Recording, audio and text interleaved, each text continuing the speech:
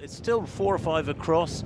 Paula, you think the weather's been a feature? None of them seem to be sweating up particularly. I don't think they're suffering from the heat and humidity, do you? I don't think they look as though they're suffering, but that's because the pace is slower. I think had they carried on trying to push on at 2:4 pace, then we would have seen that it would be more of a factor. I do find it slightly ironic that we're talking about how slow the race is and it's still 2:6 pace, which is quick, and I think you're absolutely right, Tim. Finishing pace and finishing speed in a marathon is very different to finishing speed on the track. In a marathon, it's more about how well you're able to gather your legs, to raise the pace and to increase the stride length and cadence at the end, rather than a flat out sprint as we would see in a race on the track. And it's a different skill, but it's a skill that these men will have practiced in training a lot and will indeed have used in half marathons as well. Well, you were talking about 2:06 seeming to be a slow time nowadays. Of course, less than 20 years ago, that would have been the world record. Dozens and dozens of people, of course, dozens of men under 2:6 nowadays, exemplified by a lot of the guys in this field. But who is going to turn out the winner? There's still what, 10 dozen men in that lead group. Well, that split at 40k, 2 hours and 3 seconds, equates to about 2:06.30. So I don't think we're going to see a sub 2:06 clocking. It doesn't matter. The times sort of become irrelevant when you've got a pack this big with this late into the race. We should be focusing upon the racing. And look how tightly they're bunched there. You could throw a big blanket over that group to drop in yet another cliche. Tura hits the front again. Abeja has paid a lot of attention. He's been the top 2 or 3 for this last 20 minutes or so. But I wouldn't be surprised if it's somebody towards the back there who's just keeping their powder dry, not really featuring, watching everything that's going on. Kiptanui looks like he's almost jogging to me there in that white and orange. And he's been at the back of that group for most of the time. Now, a quick word about De Geffer, incidentally. I mean, Paul has mentioned how much better she's looking at this stage of the race than she was in the mid stages. She's actually now increased her lead to 1.5 minutes, so there doesn't seem to be any question about who's going to be the women's winner here today, Paula.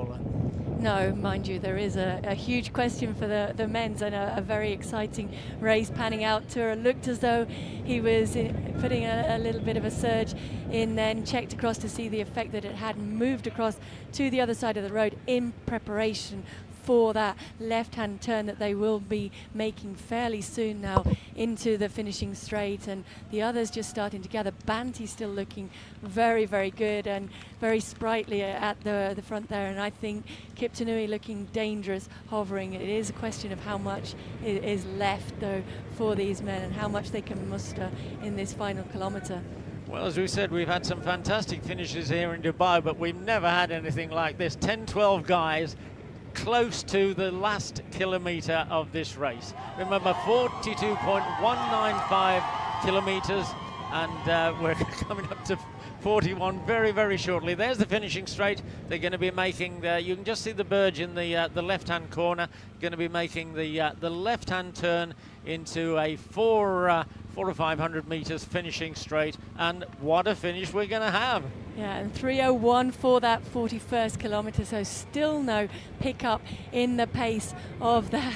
You can see the concentration on all of their faces. Now they're pretty much spread out across the road to be able to give themselves a good shot at that. Kiptanui still sitting towards the back of that pack, though. Well, we've got a lot of photographers here, but I wonder if we're going to need a photo finish. Unheralded in Dubai, 10 guys with less than, well, just over a kilometre to go. There is the Burj Al Arab providing a spectacular background for the finishing straight here. It's the 21st anniversary of the Standard Chartered Dubai Marathon, and we've probably got the best race finish in the history. Yeah, it's going to be very exciting when they make that turn into the straight. There is about 500 metres or so left of the race, and here they come into that turn now. Now Kiptanui is starting to move to the front, and Banti for the first time relinquishing that place towards the front. Well, Kiptanui, the debutante, the former 3:37 1500 metres runner, gave up the sport for half a dozen years.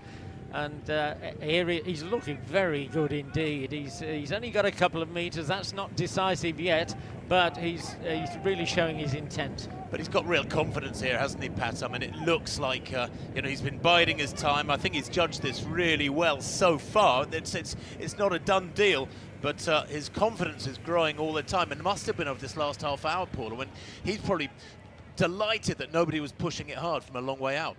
Yeah, I mean, I think when you make the move here, you have to make that move with confidence and with a huge amount of strength, and you have to get it right. If you go a little bit too soon, you will overcook it, and you will pay for that here, because you can see just how quickly they are moving now. And I'd like to have a clock on the last 400 meters of this. Well, they're really jockeying for position now.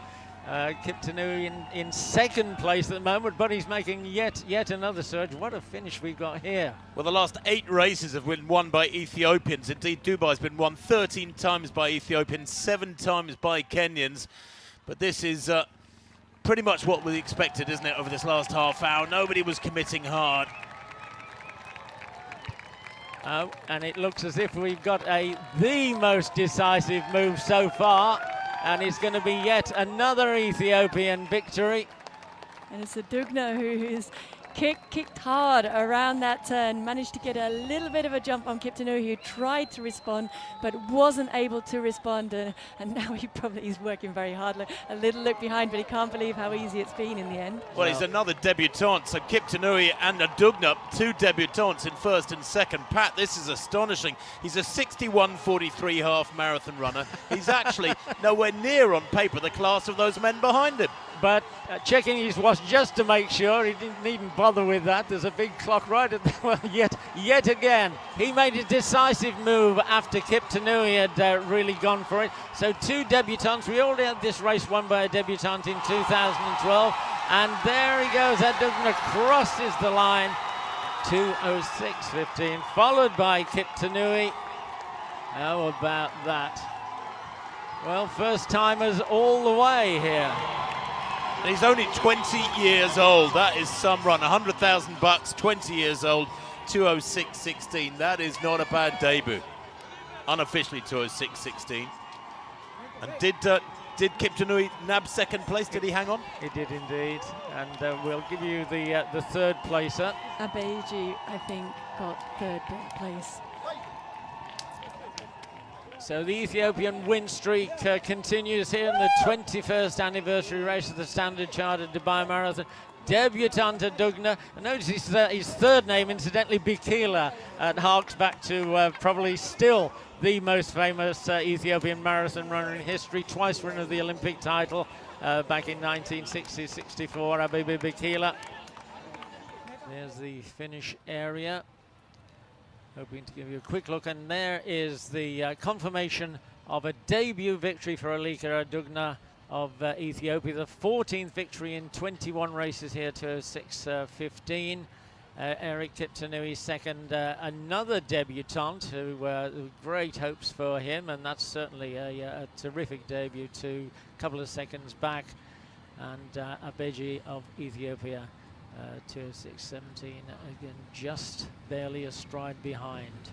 So a fantastic blanket finish in the men's race, probably the best finish we've seen in 21 years here in the Standard Chartered Dubai Marathon.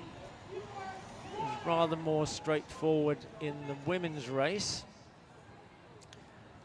We'll take a look at those results shortly. Unofficial times, incidentally, but it's not going to vary by very much.